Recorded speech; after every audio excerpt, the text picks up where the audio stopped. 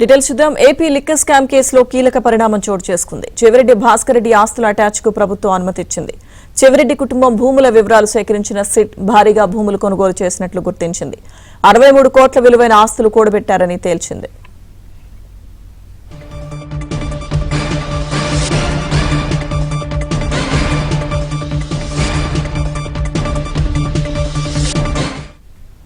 AP liquor scam కేసులో కీలక పరిణామం చోటు చేసుకుంది. చెవిరెడ్డి భాస్కర్ రెడ్డి ఆస్తుల అటాచ్ కు ప్రభుత్వం అనుమతిచ్చింది. చెవిరెడ్డి కుటుంబం భూముల వివరాలను సేకరించిన సిట్ భారీగా భూములు కొనుగోలు చేసినట్లు గుర్తించింది.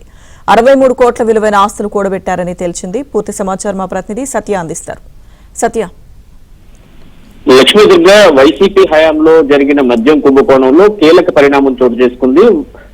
ఈ మద్యం కుంభకోణంలో నిందితుల ఆస్తుల అటాచ్మెంట్ ప్రక్రియ కొనసాగుతూ ఉన్న పరిస్థితుల్లో కీలక నిందితుడైన వైసీపీ నేత చెవిరెడ్డి భాస్కర్ రెడ్డి కుటుంబ ఆస్తులను కూడా అటాచ్ చేసేందుకు రాష్ట్ర ప్రభుత్వం అనుమతిస్తూ ఉత్తర్వులు విడుదల చేసింది. కొద్దిసేపటి క్రితమే GOMS నెంబర్ 159ని దీనికి సంబంధించి ఉత్తర్వులను కుమార విశ్వజిత్ ఎవరైతే హోంశాఖ ప్రిన్సిపల్ సెక్రటరీ ఉన్నారో ఆయన విడుదల ఇవ్వడం జరిగింది.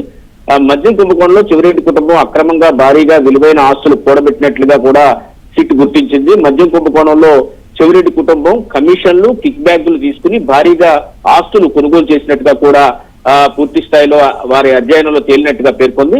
ఈ దర్యాప్తు నివేదిక లో మేరకు చెవిరెడ్డి ఆస్తుల అటాచ్మెంట్ కు అనుమతిస్తూ ప్రభుత్వం ఆదేశాలు జారీ చేసింది.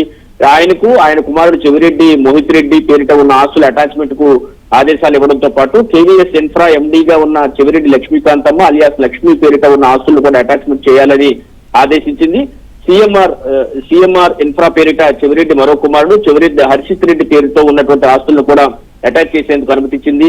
మద్యం కుంభకోణం అక్రమాల్లో చెవిరెడ్డి కుటుంబం దాదాపు 63.72 కోట్లకు పైగా ఆస్తులు కూడగట్టినట్టుగా సిట్ ఇప్పటికే తేల్చింది. సబ్ రిజిస్ట్రార్ కార్యాలయాల్లో ఆస్తుల విలువ కేవలం 8 కోట్లుగా చూపిస్తూ 8.85 లక్షలుగా చూపిస్తూ తగ్గించిన విలువతో ఆస్తులను కొనుగోలు చేసినట్టుగా కూడా సిట్ గుర్తించింది.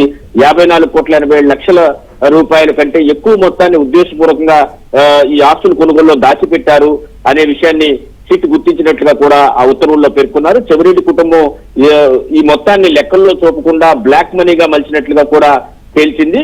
తిరుపతి జిల్లా చంద్రగిరి, రేణుగుంట, తిరుపతి రూరల్, తొట్టెంపేడు జాయింట్ రిజిస్ట్రార్ల వద్ద ఈ మొత్తం రిజిస్ట్రేషన్లు చేయించినట్టుగా కూడా గుర్తించి వీటితో పాటు నెల్లూరు జిల్లా గూడూరు, పొదలకూరు జాయింట్ సబ్ రిజిస్ట్రార్ల వద్ద కూడా రిజిస్టర్ అయిన ఆస్తులన్నింటినీ కూడా పూర్తి స్థాయిలో అటాచ్ చేస్తూ ఉత్తర్వులు జారీ చేసింది. చిత్తూరు జిల్లా పుత్తూరు జాయింట్ సబ్ రిజిస్ట్రార్ కార్యాలయంలో నిందితుడు చెవిరెడ్డి కుటుంబం పేరుతో ఉన్నటువంటి రిజిస్ట్రేషన్ సంబంధించి కూడా విచారణ చేసింది. అధికారం అడ్డం పెట్టుకుని చెవిరెడ్డి కుటుంబం మోసపూరిత భూ లావాదేవీలను చేశారు భారీగా అని సిట్ నిర్ధారించిన తర్వాత వెండోడులోని అరబిందో ఫార్మాకు KVS ఇన్ఫ్రా ద్వారా 263 ఎకరాల భూమి కొనుగోలు చేయడం, అమ్మకంలో కూడా మోసం జరిగినట్లుగా కూడా నిర్ధారించింది. తక్కువ సమయంలోనే